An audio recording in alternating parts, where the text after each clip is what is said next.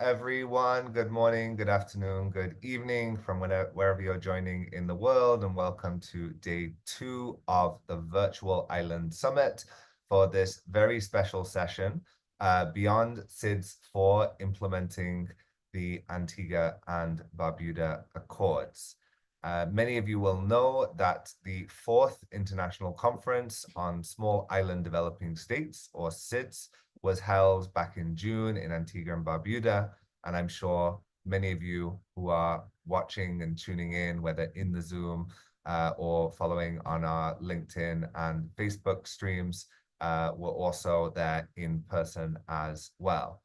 This was an absolutely pivotal moment to address the unique challenges of SIDS, and the ABUS Accords that came out of the conference really will set the agenda for the next 10 years for what SIDS need in terms of development. So this session will review the outcomes of SIDS4 and focus on some of the critical issues discussed, including eligibility for overseas development assistance, access to climate finance, long-term debt sustainability, and climate and environmental justice.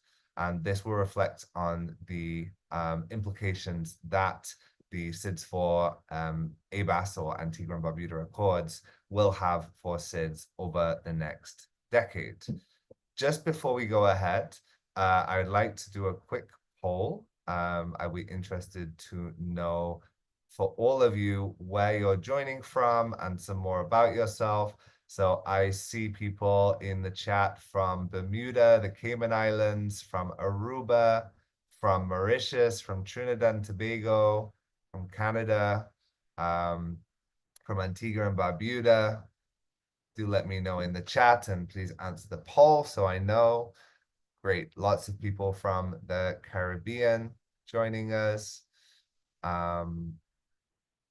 Wonderful. We'll just give you a few more sessions. Barbados is here. Azores in Portugal.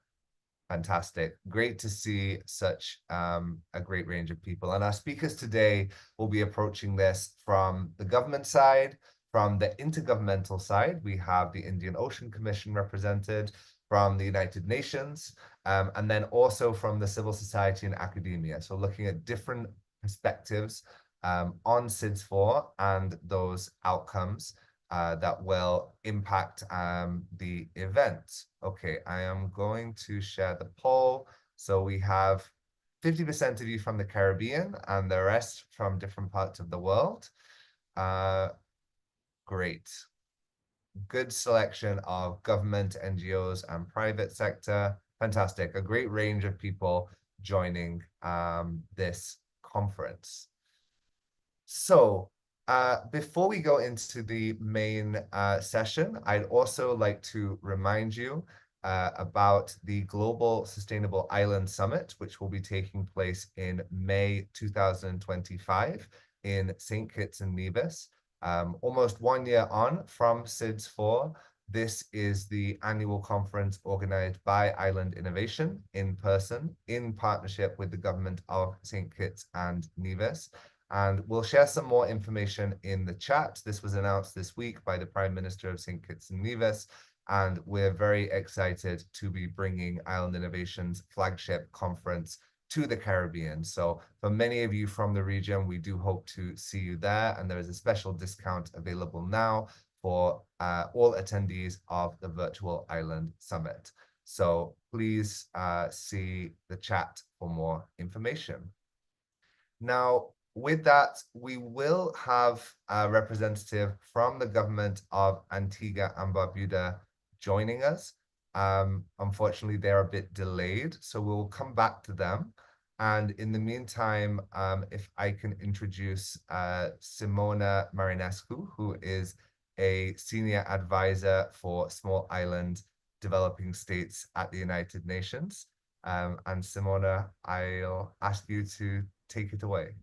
Thank you so much, James. Good morning, good afternoon, everyone. Great to be here. And thank you so much island innovation for promoting the cause of small island developing states, some of the most vulnerable nations. So we look forward to talking today about the new agenda that was adopted at the end of May, as well as some of the institutional developments.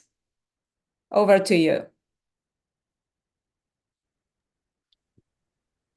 Maybe just to say a few more things, so while Antigua and Barbuda is soon to join us, distinguished Minister, Honorable Green, Minister of Foreign Affairs and Trade is currently in a parliament session. We understand that the government will be represented, and we look forward to having an update from that end.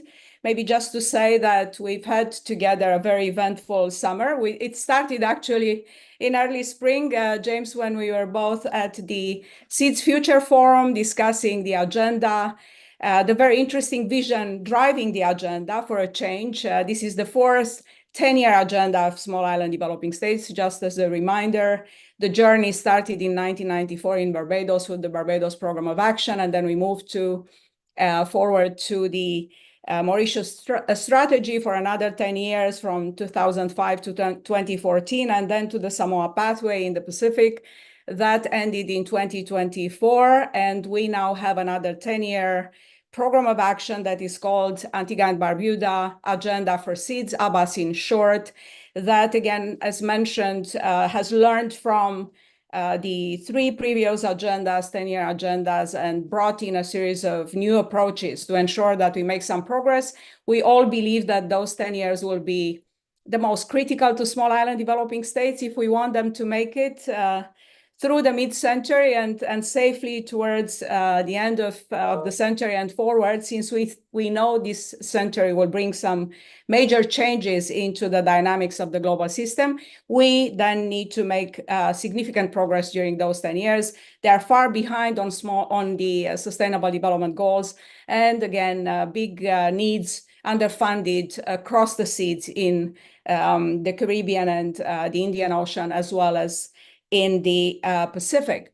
So just to say that Antigua and Barbuda did an absolutely amazing job despite challenges and constraints. We talk about a country that is very small to organize, to host the agenda, but not only that, to lead the process towards the development of the agenda, and finally to host the conference itself.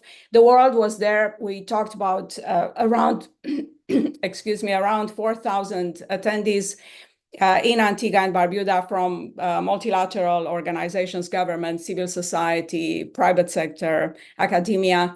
And then to move into a second important development, which is to enable the adoption of the multidimensional vulnerability index, a very important topic for SIDS. We look forward to very soon be discussing about the MVI and the adoption of the MVI. Again, progress made with the support, of course, of all small island states. The index is universal, but small island states pioneered it with Antigua and Barbuda and Portugal co-chairing, co-facilitating the actual development of the resolution that was adopted in August.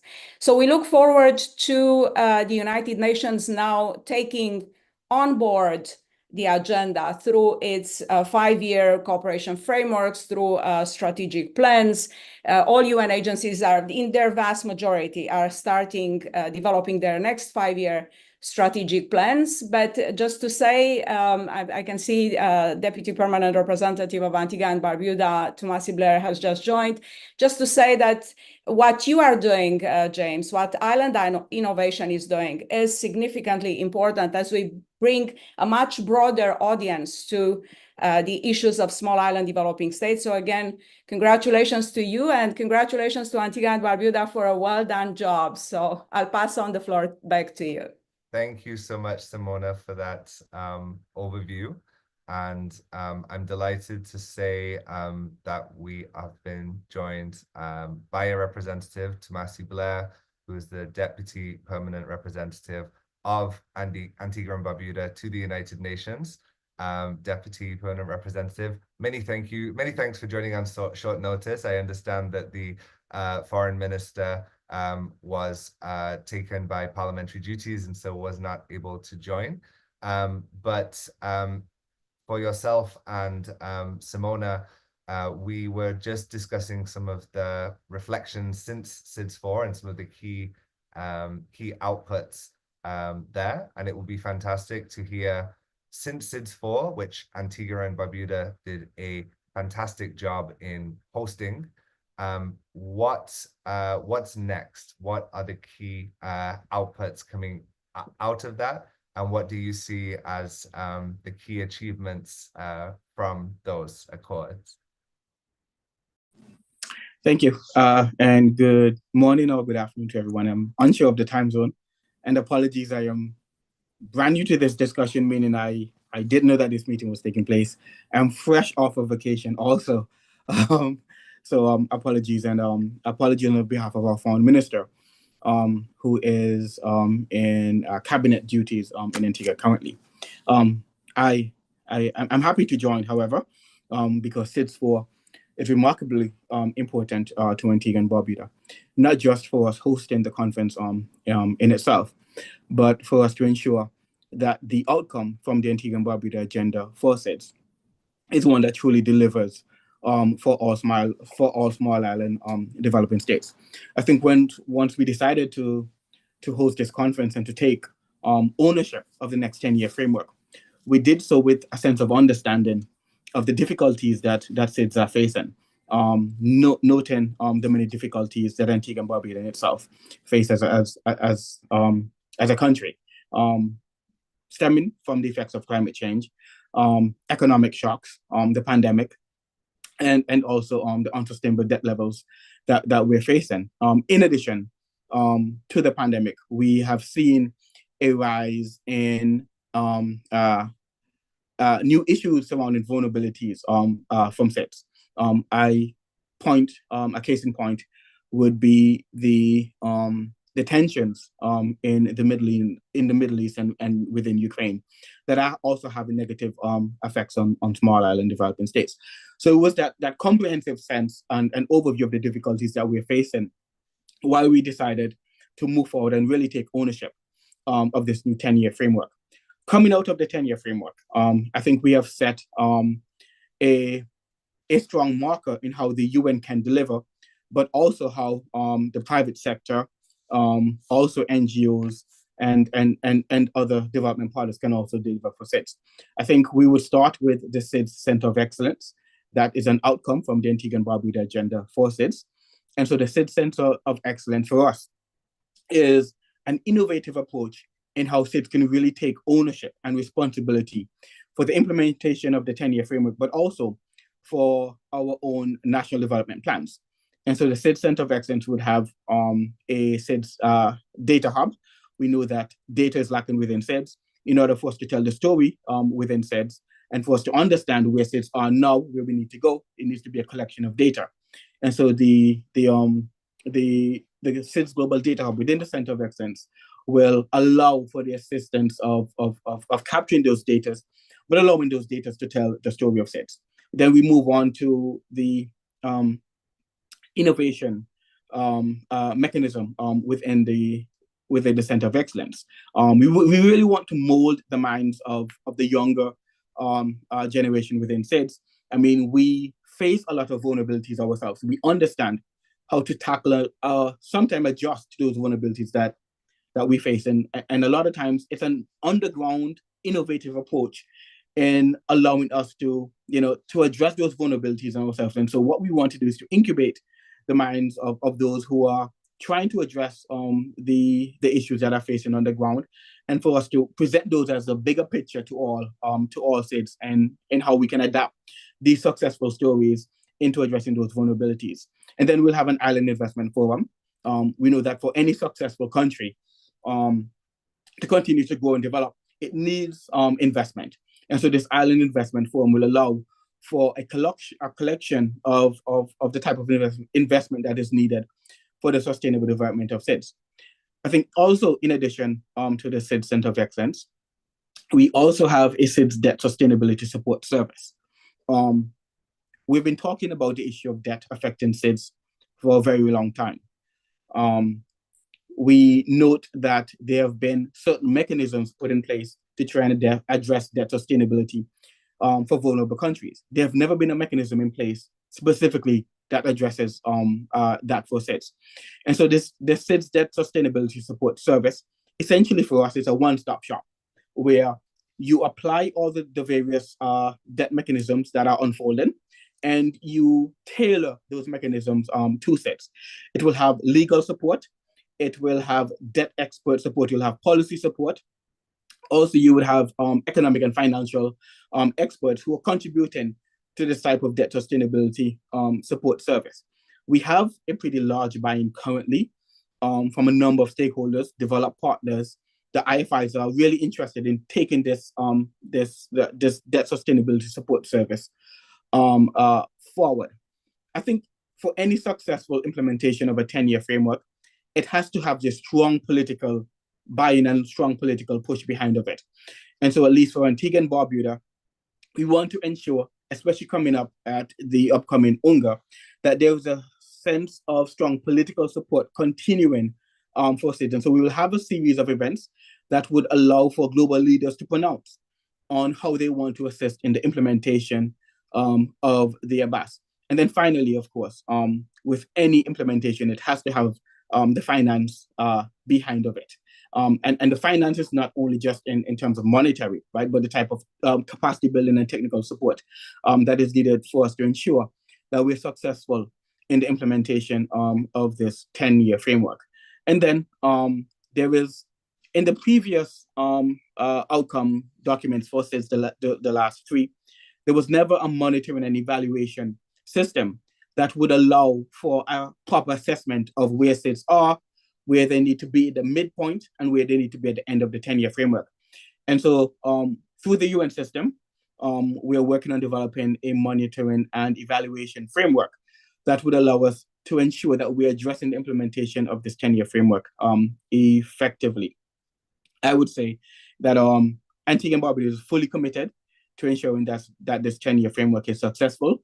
Our vision from the onset is that at the end of the 10-year, we would not expect for the UN to be pronouncing on another 10-year cycle for SIDS. What we would hope is that the UN will be transforming some sort of implementation of a development perspective for SIDS, rather than just looking to address our vulnerability, because we're hopeful that this 10-year framework would really come on board and address the vulnerability of SIDS. I mean, I could go into other aspects of the MVI and so forth, that how it connects to the 10-year framework, but I'll be happy to come in at a later point and offer more views. Thank you so much, Deputy Permanent Representative, for that overview. I think it really helped to set the scene for the ongoing discussions, and great to see the leadership of Antigua and Barbuda in these matters. As was mentioned before, SIDS4 was really a very illustrative experience to talk about many of the issues that you have mentioned, but also it's exciting to see these initiatives come out. And I believe, Simona, you have a short presentation to go into a few of those details. So perhaps we can hand over to you to share some more information on that. Thank you so much, James, and many thanks to Deputy Permanent Representative Blair for a great introduction of what we've achieved over the summer. I will just add a few points to the presentation of the Center of Excellence that he has just made, and maybe talk a little bit more about the financing of the next 10-year agenda and financing for development in general, if I may. So I'm just trying to confirm that this is on the screen. So I would appreciate any sign that you guys can see the presentation.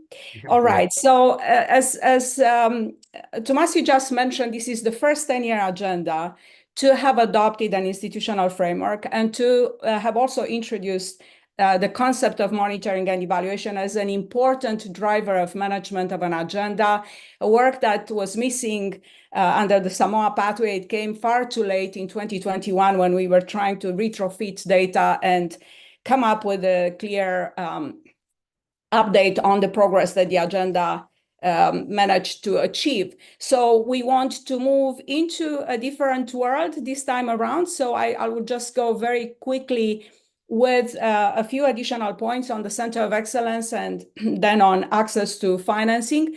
So again, the Center of Excellence is a very generous offer that was made by Antigua and Barbuda.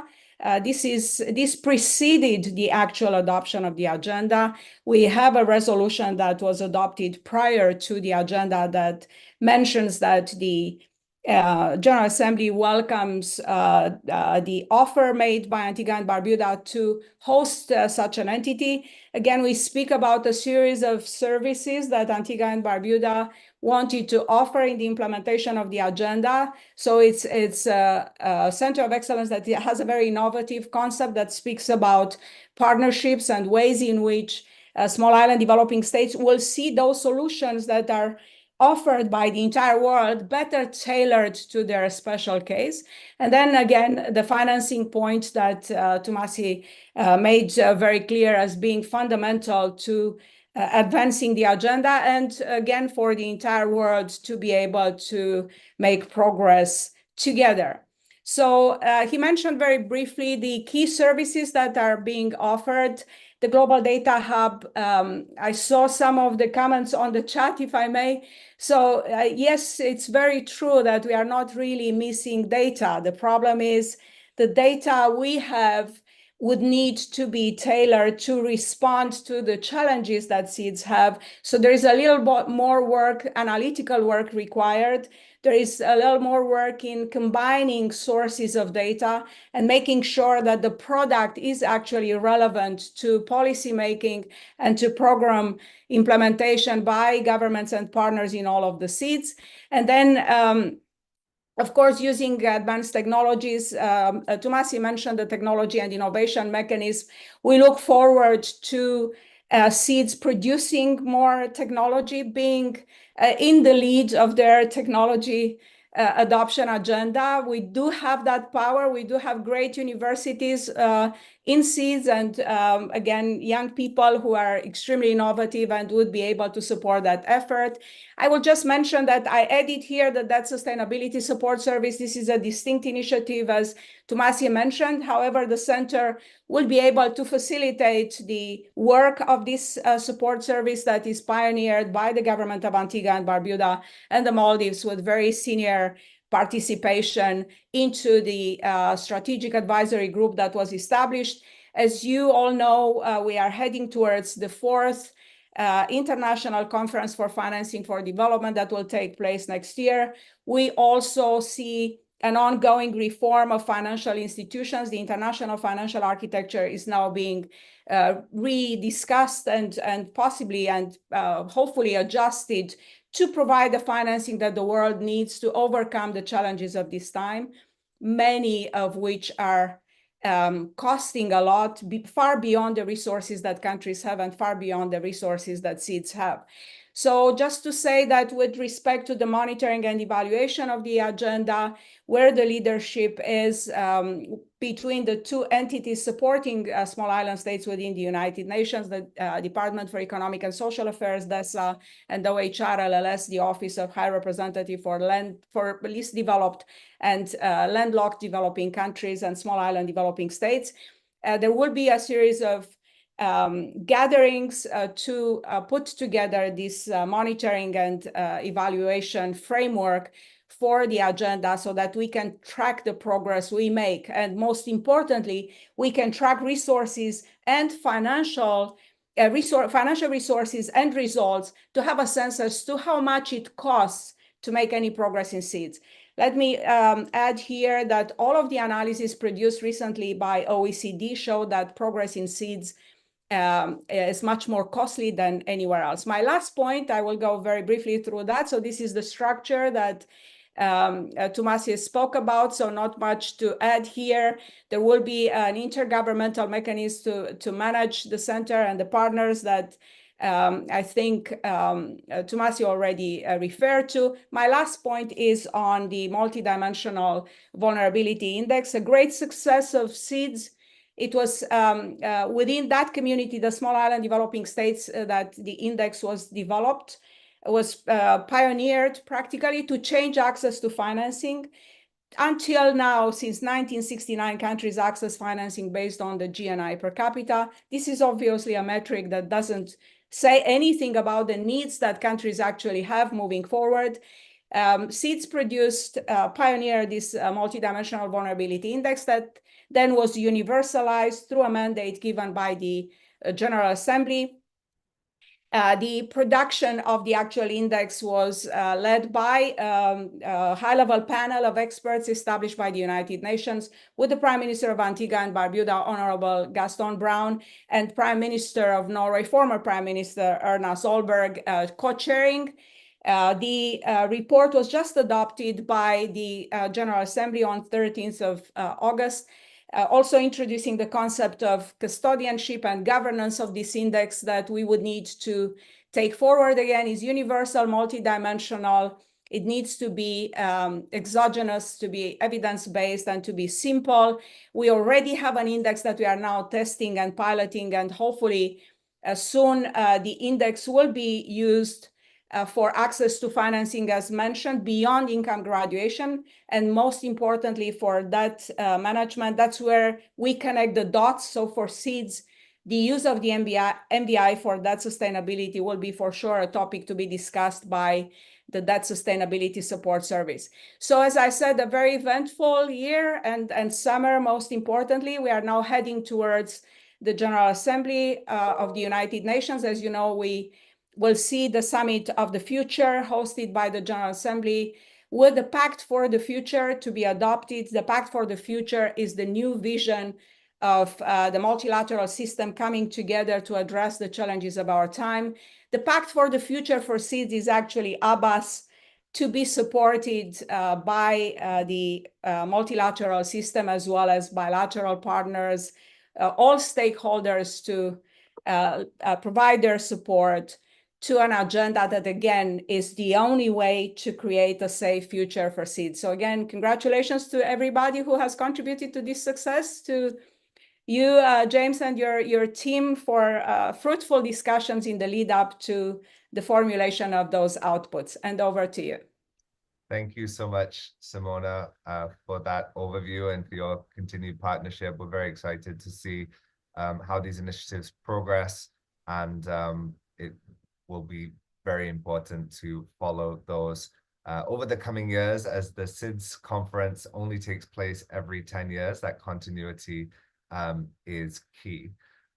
You can stop sharing your presentation and I'll go ahead. We have 3 other presenters before we go into the discussion. So I'll go to each of those in turn. And next, I would like to invite Gina Bond, the Head of Environment and Climate Change at the Indian Ocean Commission, to share her, oh, can we stop? There we go. To share a perspective from the Indian Ocean. So Gina, thank you for joining us, and over to you. Thank you very much, James, and greetings. I bring you greetings from the Indian Ocean, this where I sit in the island of Mauritius. And I think, firstly, I would like to thank Antigua and Barbuda for the wonderful conference that was organized in May, June. We think, that was my first trip to the Caribbean, and I've been speaking quite a bit about the Caribbean and the work that are being done in the Caribbean. But seeing the efforts and the energy that Antigua has put into the preparation of this conference was amazing. And I think where there is a will, there's always a way. And I think as well for us as islanders, when we feel that we are fighting for our survival, we need to take matters into our own hands and move forward with our agenda. Looking at the document itself, the outcome document, I think it captures a lot of things. At the same time, it addresses all the issues that island states, SIDS, are facing. It also draws experience from the past decades of what has been done, and where are we still trying to make progress. And thirdly, it gives a way forward, because after assessing what has been the challenges over the years, over the decades, now this the fourth conference is giving us some tools for us to work with it, and this has been highlighted, for instance, by the two speakers before me about the Center of Excellence, which I believe would be a very important tool for us as island nations and regions that are working with island states to bring together our information, borrow experience and borrow capacity that are existing in the islands itself to try and find solutions into advancing the agenda. The Indian Ocean Commission is, we work basically with the island states of the Western Indian Ocean. But recently, we've also embarked together with the government of Seychelles into working with the island states of Africa. So we are covering a wider range of islands, because in most of the cases, when we look at the islands of Africa, we go as individuals, but now we are trying to capture as well all the islands of Africa and bring together, look at the commonalities, look at our strength, look at what are our challenges, and try together to find solutions. And we believe that the solutions for islands, we can find it within the islands ourselves. And as we move forward into looking at how best we can address some of the issues, how can we, as a commission, help drive the process and ensuring that the implementation of the ABAS is implemented over the 10 years. The Indian Ocean Commission, we've positioned ourselves now, we've recently been accredited to the Green Climate Fund. And the way we will be approaching the support that we will be bringing to the islands of the Western Indian Ocean and the islands of Africa is trying to be that platform that will help the islands understand, try and help them to access climate finance. And when accessing climate finance, it's not looking at climate individually. Look at the nexus around what are the matters that will be useful and important for all the islands, for the development of islands in general. And we also believe that within the islands, we can also work with countries that are not only islands. We can borrow from experience from neighboring countries and borrow experience from the Pacific, from the Caribbean. These are the things that we've not been very strong at. And having the Center of Excellence in Antigua will provide that as well, this opportunity for islands to come together, move along the various regions where the islands they operate, so that we can work together. What is interesting as well, as we move forward with the implementation of the ABAS, is to look at what the future holds for us. Most of the island states, gradually, especially from those from the Western Indian Ocean, gradually are moving into another step or level of development. Some of them, in a certain way, they are being deprived of some of the finances that are out there to support their development because of their level of development, moving from least developing countries to middle income, and some are already at the higher income countries. And these are the impediments to helping the countries, whilst at the same time, the vulnerability remains. So I think as we move forward, we have to take that into consideration. We have to look at how can we help, how can we work together, ensure that our voices, when we discuss and we work together and we want to implement the ABAS, we look at all the dimension, we look at all the facilities that are there for us. So I believe these are the things that from the Indian Ocean Commission, we are positioning ourselves as a platform for the islands of Africa for access to finance, looking at the vulnerability of the islands, and also bringing in the tools that the countries will be needing for them to move forward in the implementation of the ABAS. And I thank you for that. Thank you. Thank you so much for that overview. And I think that was also one of the main outputs that I saw from SIDS4 was the critical role of the regional organizations, the Indian Ocean Commission, but also CARICOM, the OECS, the Pacific Island Forum, and SPREP, many other regional organizations. But in the Indian Ocean, I know that the Commission plays a vital role to bring together the many different cultures and languages and geographies that make up your member countries. And so we really appreciate you bringing that perspective to the discussion today. We'll hopefully come back to you with time for some questions in the discussion at the end. But we'll move on quickly to our next speaker to bring in a civil society perspective. So we know that civil society also played a very important role at SIDS4. And when we say civil society, that includes NGOs and nonprofits, but really is a wider view of other stakeholders that should be contributing to this conversation to, let's say, balance and hold governments to account when these conversations are happening at the United Nations level. So I'll introduce the founder of Caribbean Feminist, from Trinidad and Tobago, Sapphire Alexander, to give us her perspectives. Over to you, Sapphire.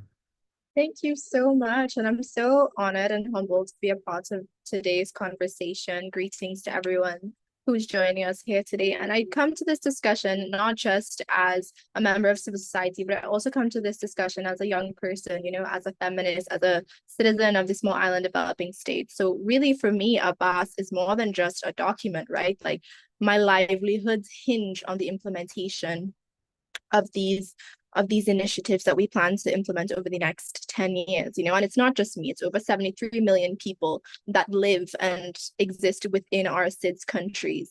In 2024, we really don't have the luxury of time. Global warming, increased emissions, and sea level rise are making it so that some of the island nations that were present at this year's SIDS conference just a few months ago may not even exist in a physical form by the time we reconvene. I mean, we saw firsthand with the recent Hurricane Beryl just how vulnerable our SIDS communities are to the impacts of the climate crisis.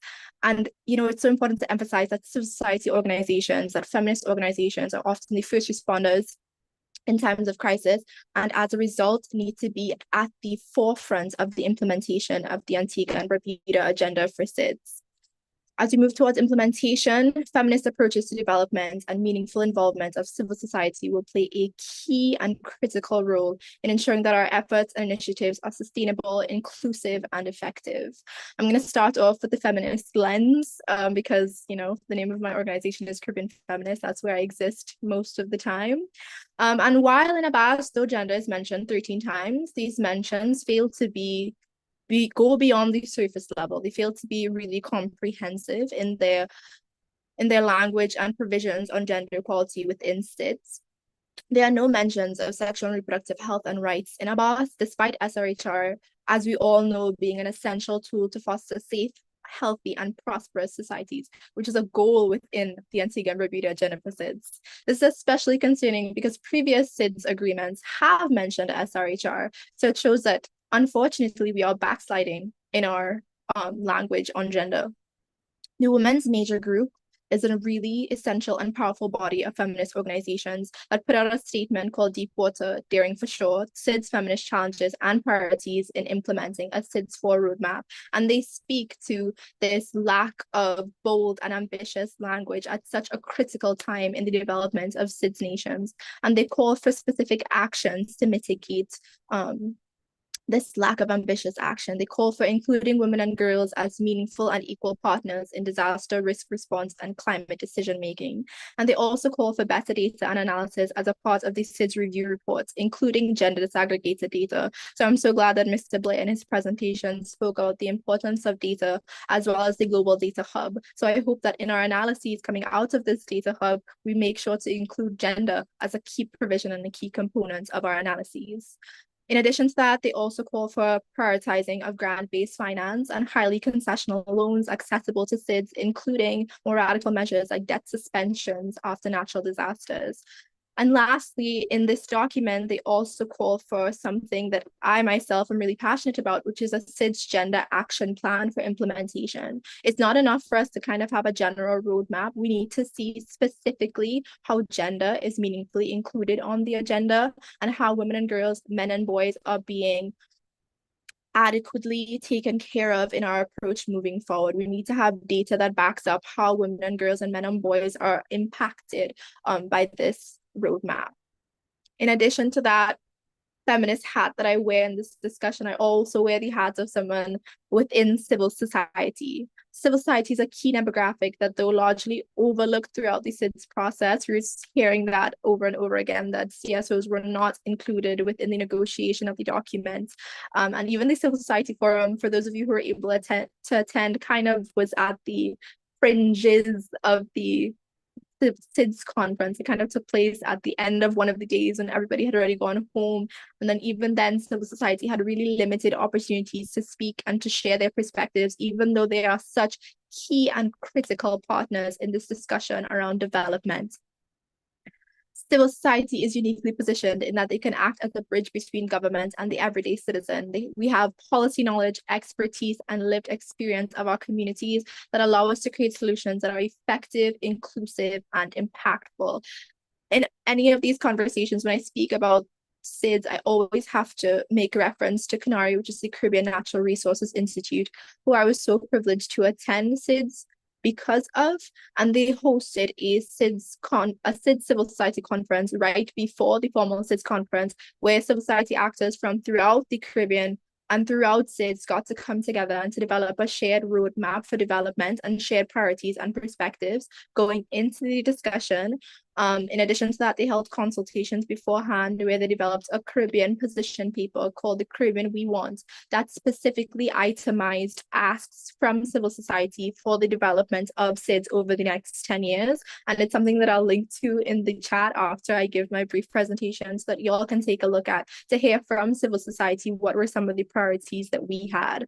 In addition to that, I also wanted to spotlight the SIDS Civil Society Action Plan and Roadmap that was also developed by CNARI afterwards that really does an incredible job of articulating what SIDS priorities are. So in closing, I just want to spotlight these 3 key recommendations that have been kind of like the running thread in my discussion today. And it's that our approach to SIDS development must be feminist and must include civil society organizations. I thank you. Thank you, Sapphire, for that overview. Very important work you're doing, and we appreciate your insights from the civil society perspective. Last but absolutely not least, we're going back to Mauritius again, and I'd like to invite Krishni Apadu, who is a senior lecturer at the University of Mauritius and is also the founder and CEO of the Climate Justice Compact, has a wide variety of experience working in SIDS and in climate. For your insights. So Krishni, over to you for the final presentation before we go into questions and answers. So thank you, James, and thank you to Island Innovation for giving me the opportunity to give some of my insights about the implementation of the Antigua and Barbuda agenda for SIDS.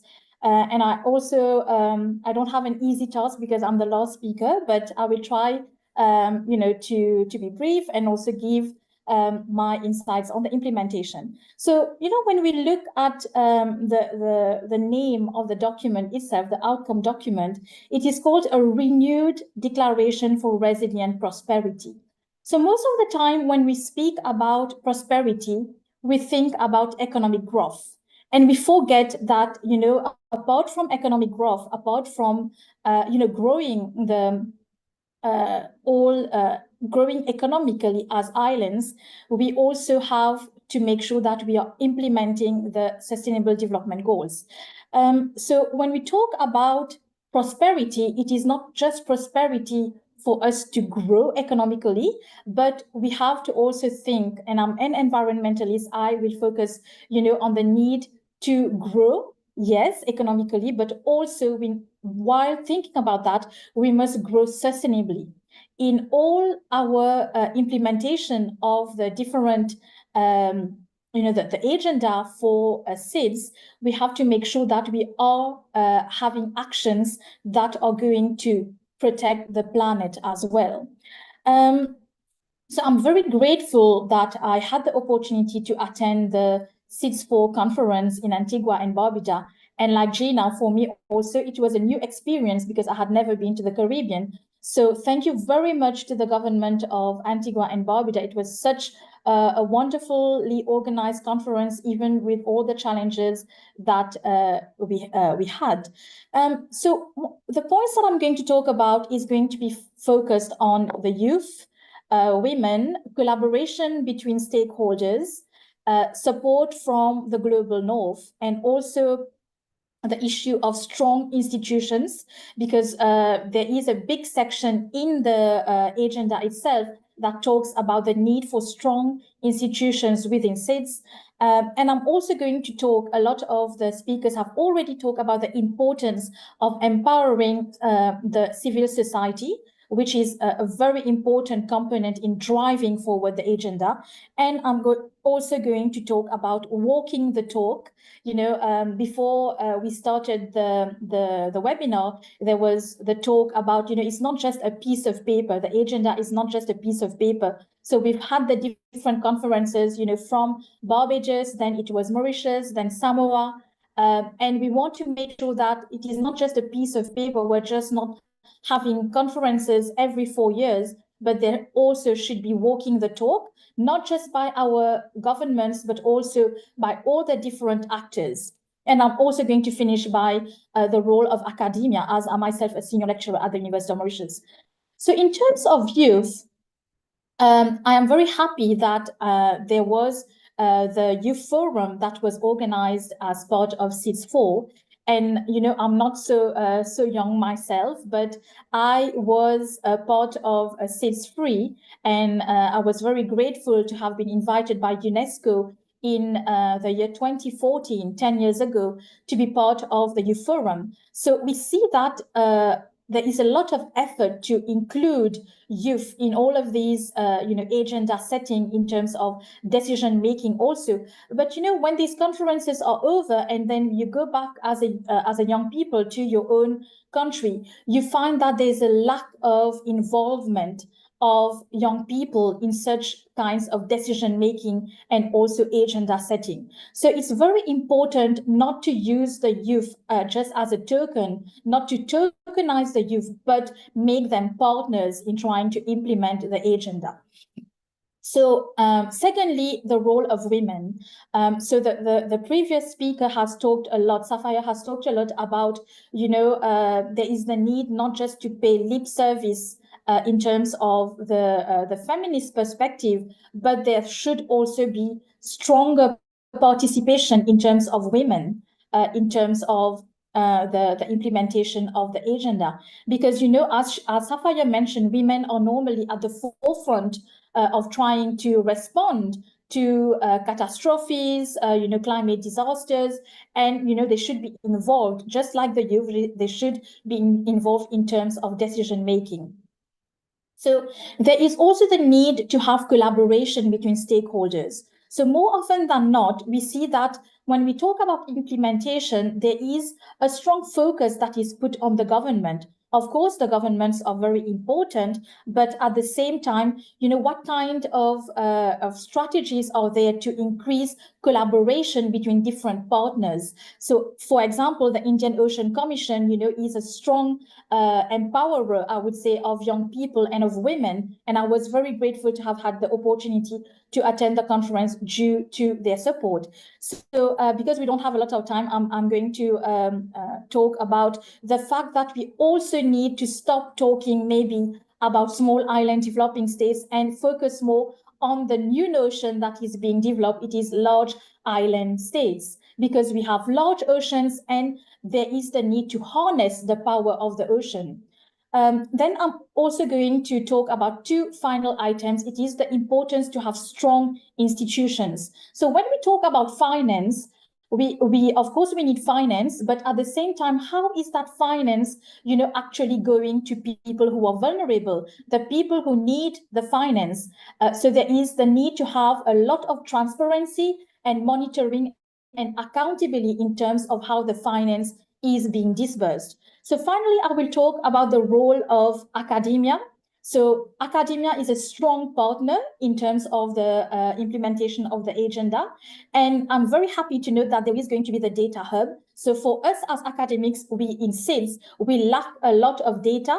And I hope that there's going to be, more data and sharing of knowledge in terms of the different island states. So just as a conclusion, I would like to share that for those of you who don't know, there has been a strong leadership that has been shown by SIDS yesterday. So if you don't know, so there have been Vanuatu and 2 other islands, Samoa and also Fiji, have proposed an amendment to the International Criminal Code statute to bring about the crime of ecocide as another crime to be, which can be criminalized in terms of internationally. So this is the kind of leadership that we are looking for. And I'm very proud of everything that has been achieved by SIDS4. And we hope that we will be able to be partners in the implementation of the agenda.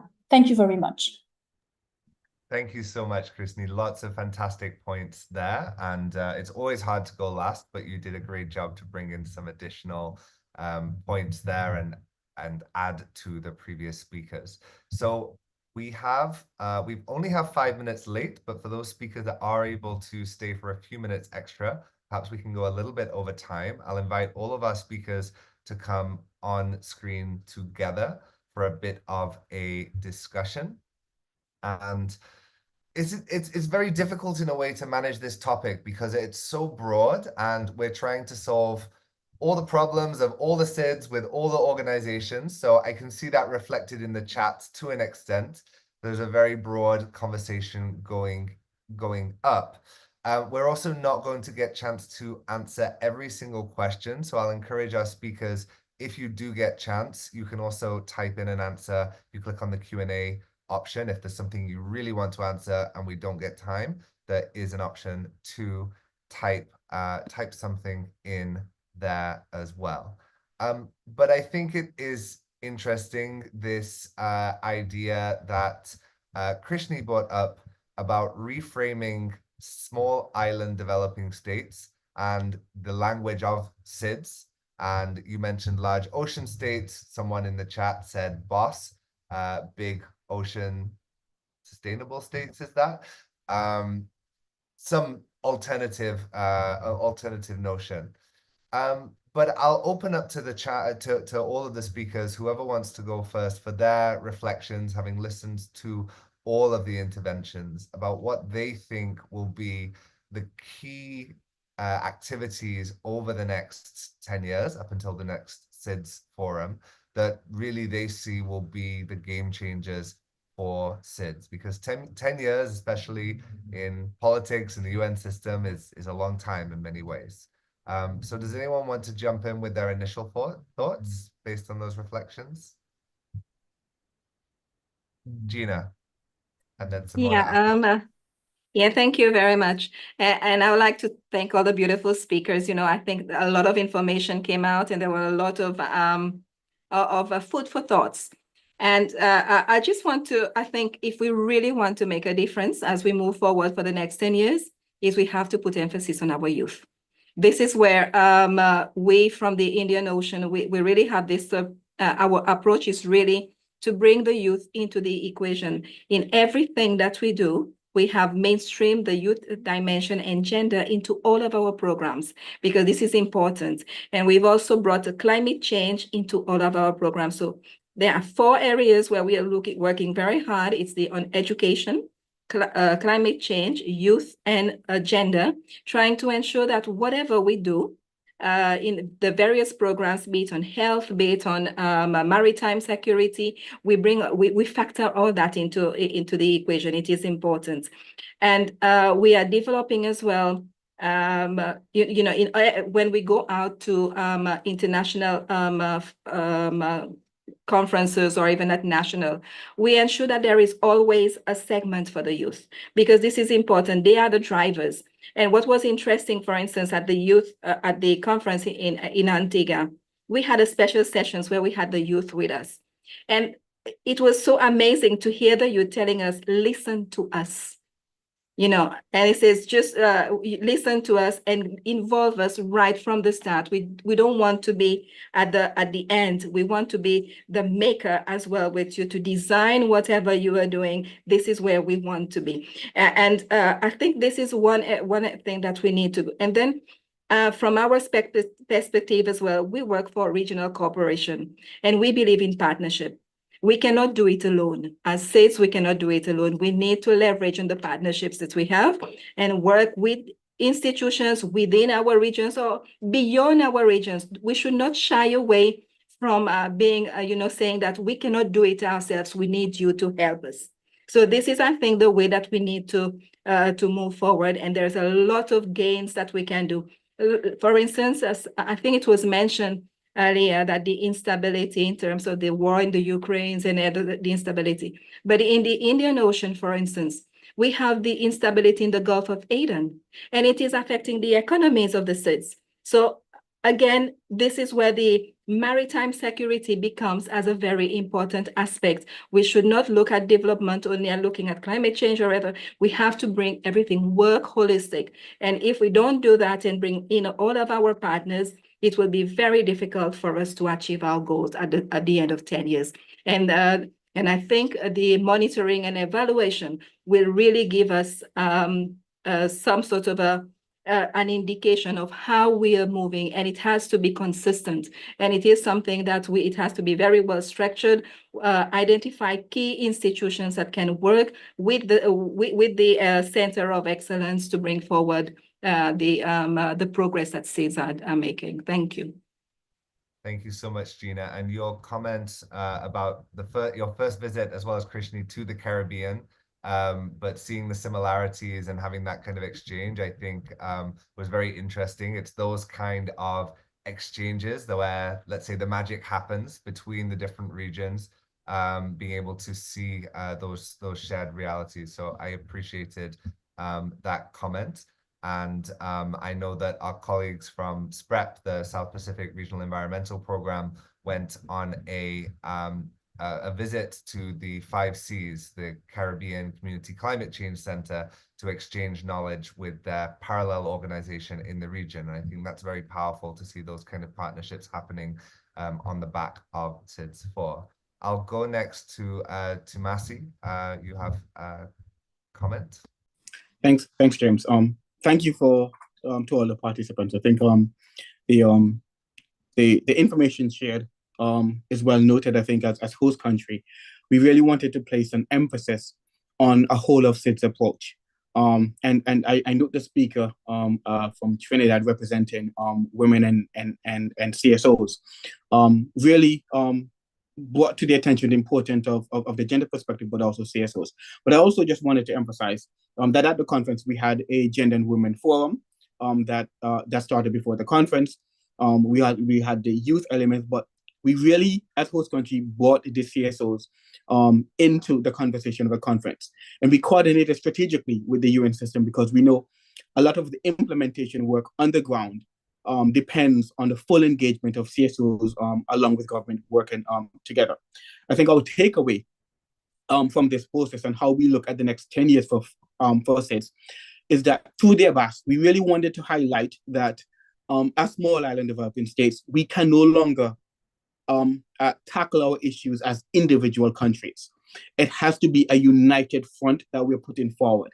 And a lot of times we have always seen where SIDS are divided based on the region in itself, but our similarities are the same.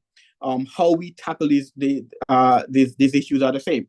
And so we really wanted to emphasize the fact that as SIDS, we can approach this together. And this is why we're moving forward with the Center of Excellence. And the final point that I want us to reflect on, and we did an analysis of the previous 3 10-year framework. And what we found was that even within SIDS, there was a lack of political knowledge and understanding of what the 10-year framework is. And so for us to ensure that this is successful, all of our leaders have to own this 10-year framework and speak about this 10-year framework consistently. And Antigua and Barbuda is developing a package for talking points for leaders, for them to understand this 10-year framework and for them to continue to advocate for the full implementation of the 10-year framework. Thank you, James. Thank you very much. And I just got a notification that we are able to extend the session for another 10 minutes. If any of our speakers do have to leave, I completely understand. But for those who are able to stay for a few extra minutes, we would welcome that. I apologize if you hear that background noise. The builders have just started at a very inconvenient time. But I will go to Simona next. Thank you so much, James, and many thanks to all the speakers. Everything that was mentioned is at the heart of what the agenda aims to achieve, and Antigua and Barbuda has just mentioned how keen they are to have a broader constituency behind. I mentioned in the chat that the Children and Youth Summit launched at SIDS4 will be a platform for continued engagement of youth and children as they have the right to actually speak about how they want to see their future. We also had a very good engagement with women and with the business community. So those are the new environments to talk about SIDS priorities. Just to say that indeed, Gina, listen to us is the motto behind the Center of Excellence, as Tomasi mentioned.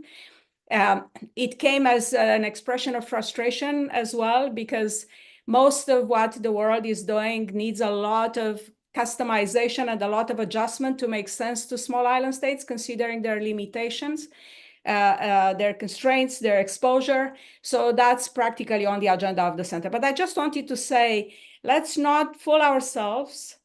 SIDS need significant investment in infrastructure. Their needs will grow 4 times in the next 10 years for infrastructure, for energy transition, for adaptation. Those are big, big investments that need to be made. And we owe this to those islands.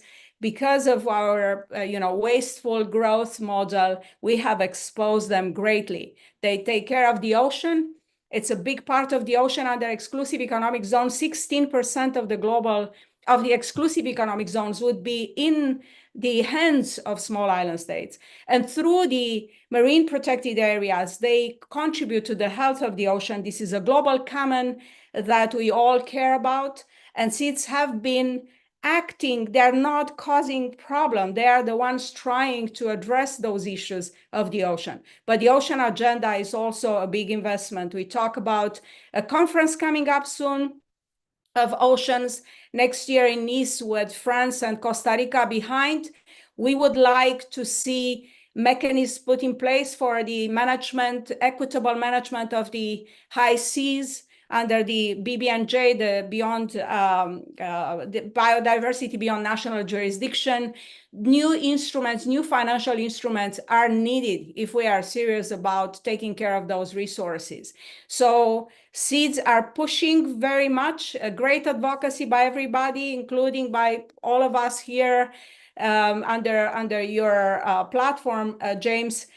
It is about a serious change in financing. Watch the international financial architecture reform, everything that comes on that ground, the Beyond GDP agenda that we work on, and the upcoming FFD4, as SIDS would like to see a change. And if I were to call on the international community listening to us, SIDS need a voice at G20, maybe not a seat, but a Sherpa to speak on behalf of SIDS at G20, where those new financial instruments are being discussed. So a lot ahead of us, and thank you so much for the opportunity to join you today. Thank you.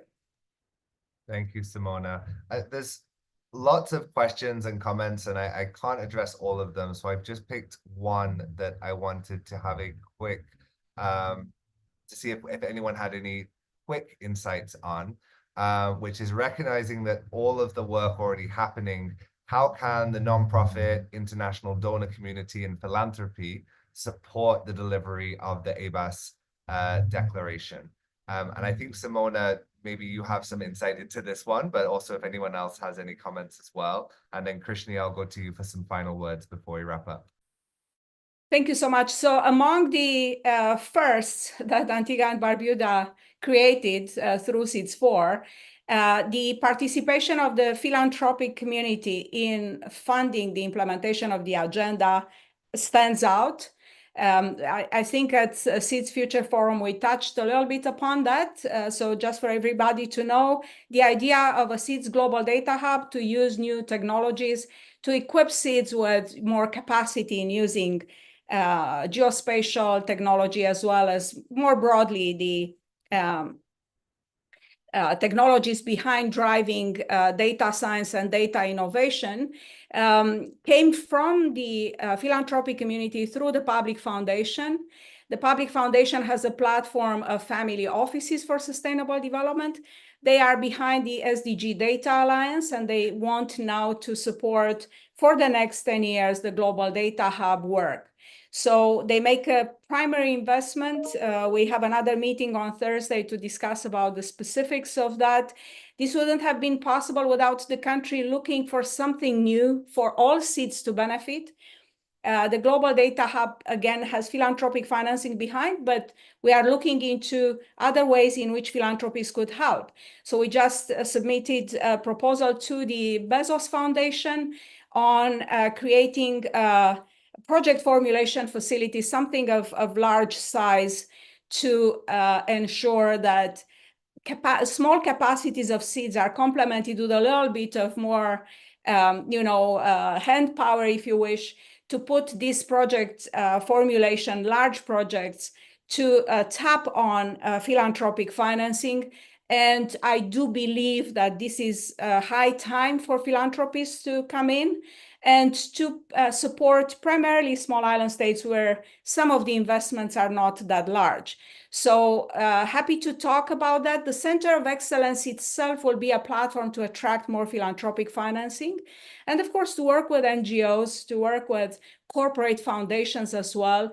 Why not? It's such an interesting field to make development happen. We just need to come together, and the Center of Excellence is the invitation for that. Thank you.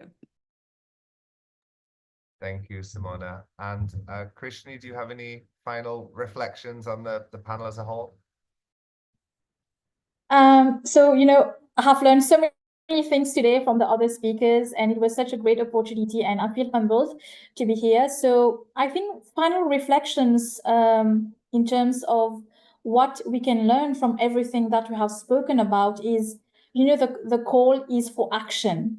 Okay, it's for implementation, and we have to, everything that we have talked about, everything that was mentioned in all of these wonderful panels, even at SIDS4, it's time to take them from conversation, from talk to action. And it's very important to do that, to be able to have a world, where the SIDS can prosper, and not only economically, but making sure that we are also protecting the vast biodiversity that are contained on our islands. Okay, so I think not just talking about GDP and growth, but also thinking about the SDGs, and also being hand in hand with the environment, with the planet, in line with the concept of intergenerational equity. Thank you. Very nicely said. Thank you very much for that. And to wrap up, for any of you who may have missed it, we announced some very exciting news earlier this week that Island Innovation is partnering with the government of St. Kitts and Nevis to host the second Global Sustainable Island Summit in May 2025, after this year's successful event in Prince Edward Island. So the event will be taking place on May the 27th till the 29th next year, and will be a platform to discuss solutions, but also bring together the private sector, academia, civil society, and government to discuss many of the topics we've discussed today. So have a look in the chat or your emails for some more information about that event. And we do hope that many of you will join us in person. If you're not done with this topic, in just under an hour, we have another session after the impact, preparing, responding, and recovering from disasters on islands. And we have a very interesting panel there looking at disaster response. So we'd encourage you to join that. With that, thank you again to our extremely interesting panel. I very much enjoyed that discussion. Thank you again to all of our attendees, and enjoy the rest of your virtual island summit. Goodbye.